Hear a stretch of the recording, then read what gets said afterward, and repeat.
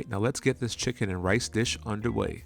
To get started, I want to marinate my chicken to give the base of this dish a bit more complex flavor. Now that starts with finely dicing a shallot, and yes, you can use the whole shallot. Now if you can't find a shallot, you are perfectly fine to finely dice an onion. Personally, I just love the flavor and sweetness of a shallot compared to a regular onion, but as with anything in cooking, just use what you got.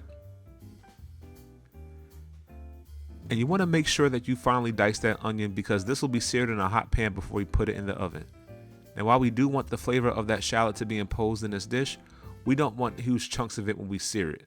The reason for that is we want a beautiful brown color on that sear, as we know color equals flavor, but having huge chunks of shallot or even onion for that matter will burn, and that's not aesthetically pleasing or beneficial to anyone. Now once we have our shallots finely diced, let's place them to the side and mince some garlic. I've got about 4 cloves of garlic here that I've peeled and will give them a fine mince. Now if you want to give these a fine mince, I would recommend chopping the garlic into smaller pieces like so, and then using the sharp end of your knife to grind the garlic against the cutting board to create a paste. Now a chef's trick to make this a little bit easier that I learned is simply taking a pinch, like a literal pinch of kosher salt, and placing it on the garlic like so. Now salt has the ability to extract moisture, and when sprinkling over the garlic becomes softer and easier to turn into a mince, as you can see here. So I'm going to go ahead and place those shallots to the side and minced garlic to the side, and now we're going to get to seasoning those beautiful chicken thighs. First, I'm going to start by adding 2 teaspoons of kosher salt. Then we're going to add 2 teaspoons of black pepper, or use white pepper if you'd like. Next, we're going to add 2 teaspoons of garlic powder, followed by 2 teaspoons of onion powder, then 2 teaspoons of ginger, 2 teaspoons of cumin, 2 teaspoons of dry oregano, and this is completely optional, but I added about half a teaspoon of black garlic. I got this from Reading Terminal Market in Philadelphia, and let me tell you, I had my own plans to ferment black garlic in my dehydrator to make this myself, but this is a better substitute for me personally. Full disclosure, this was pretty expensive. I think I paid about $10 or $15 for the small bag, and that's wild. So yeah, as I said, this is completely optional. Then once we add that black garlic, we're going to add some paprika for color and smokiness, and then some red pepper flakes for a bit of spice.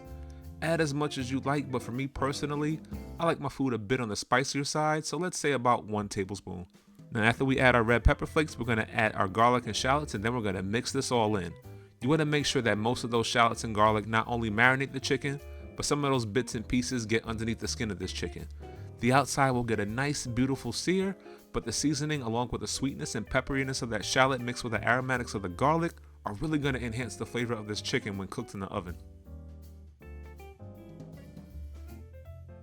Oh, lastly, one more thing, we're going to add about a tablespoon of green seasoning, and for those of you who don't know what green seasoning is, it's a unique seasoning that has its roots in Caribbean culture. In some cultures, this is known as sofrito if you're Hispanic, or if you're Haitian, it's known as epis. I've got a great recipe for this which will be shared in the description below. Get everything nice and mixed up and then cover in plastic wrap. Now you could marinate this for a few hours, but we're not impatient and we certainly want to maximize the effectiveness of flavor with this dish. With that being said, it's best to have this marinate overnight for best results. And just like that, it's the next day, and while my chicken sits in the fridge to marinate some more, we're going to get our brown butter curry rice going.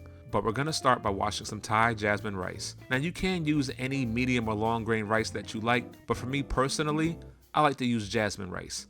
I've got about 2 cups of rice going here that I'm going to rinse until that water runs clear. We want to rinse off any excess starch that will leave your rice to appear and taste gummy and clumpy. Rinsing the rice before we cook it allows each grain to cook properly and gives us that fluffiness that makes great rice good. I would say give it about 3 or 4 rinses for every cup of rice that you're cooking. So as you can imagine with this particular recipe, rinse this about 8 times or so, and then you should see clear water just like this. Now we're going to place this to the side and get started on the sear of our chicken. Now once your pan is nice and hot, add your oil and then you can add your chicken skin side down. You want to press on that chicken for a few seconds to let that skin crisp up properly. When all of your pieces are added, you want to give that a nice sear for about 4 or 5 minutes per side. While that sears, preheat your oven for 375 degrees because we're going to finish these in the oven after we sear. Now once all of our pieces are nicely seared, let's remove all that chicken from the pan. Now those beautiful bits you see here, are we going to throw these away? Well, the answer is no, of course. This is flavor we can savor. Now we want to essentially create a fond from this, and we do so by adding a tablespoon of white cooking wine and then a few tablespoons of butter to deglaze the pan. Now use a wooden spoon to deglaze the pan to avoid scratching your cast iron. Then once you deglaze those bits, add a whole diced tomato to the pan. You want those tomatoes to absorb the flavor, and eventually once it cooks in the oven, the tomatoes will practically melt. This adds yet another element of flavor to your already beautiful and decadent dish. Now after about a few minutes, we're going to add the thighs back with the skin side up, add the juices from that plate back to the pan, and then we're going to add some freshly sliced lemons to give this dish a little bit of brightness and acidity. And lastly, I added some pitted black olives to my dish. And then we're going to cover this in foil and bake for about 30 minutes. Personally, it will reach an internal temperature of 165 degrees after 25 minutes, but I like to cook it a little bit more just to let that skin firm up a little bit. Now while that cooks in the oven, let's get our rice ready. I'm going to turn my stove on to medium low and then add 2 sticks of unsalted butter to the pan. I would personally recommend using a butter that has a higher percentage of fat like European butter, but if you don't, regular butter is fine. Add the 2 sticks to the pan, and then we're going to melt this on low and slow. The reason for that is we want the butter to brown without burning. Now having it on too high of a temperature will cause that butter to scald, and that's not good for anyone. This butter should have a nuttiness to it, not a bitterness. Now once we get that beautiful brown color, I'll add about half a diced red pepper and a whole diced shallot and mix into that butter.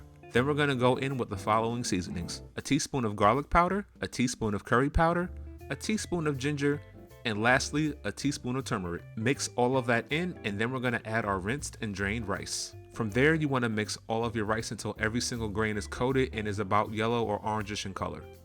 Toast the rice for about 2 or 3 minutes, giving the butter and seasonings time to develop that flavor. From there, you want to add about 4 cups of chicken broth, enough that it covers the rice. A chef's rule of thumb is that if the water covers your middle knuckle, then you have more than enough water or broth to cook your rice. Cover it with the lid and let it cook for about 15 minutes on low heat. Now when it finishes cooking, don't remove the lid. Let it sit with the lid on for about an additional 10 minutes or so, no more, no less. This leftover steam will allow the rice to continue cooking, and then you can take a fork and just show how beautifully fluffy that rice is. I mean, just look at that. And trust me when I say you don't even need a rice cooker for this. Like, this simple recipe and technique will have you making perfect rice in no time. And now we can plate this bad boy. Add plenty of rice to your plate because, obviously. Then we're going to add about 2 of our chicken thighs and top with some of those gorgeous lemons, some olives, and finally add these beautiful edible flowers for garnish.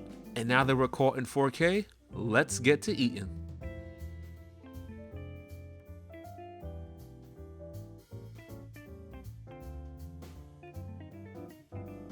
There you have it, my take on chicken and rice. I really hope you enjoyed this recipe. The full recipe is in the description below. Make sure you follow and subscribe to me for more recipes like these. And until the next time we feast, peace.